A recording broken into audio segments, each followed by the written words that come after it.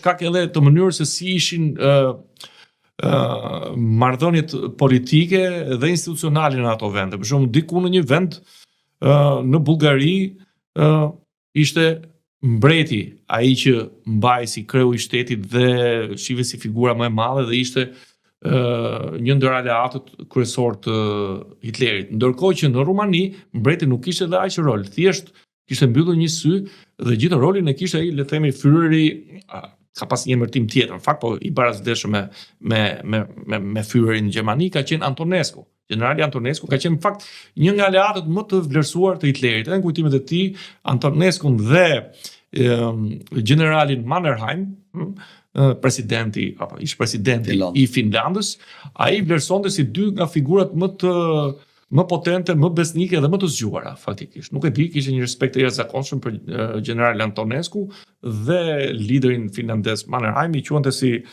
miqtë e mi më të mirë, shok armësh, që zoti mendonte. Sigurisht pastaj kishim sepse mënyra si u formosua Europa atëherë kishte dy mënyra, ose ato do të pushtonin gjermanët siç pushtuan deri në Greqi për shembull, ose i detyruan shumë nga vendet sidomos të Europës qendrore që të merrin një qendrim pro-gjerman, ndërkohë që në këmbim të pavarësisë në thojza, siç ishte Slovakia, siç ishte Kroacia, siç ishte Hungaria, të gjithë to ishin aleat direkt të Gjermanisë pa futur trupa gjermane.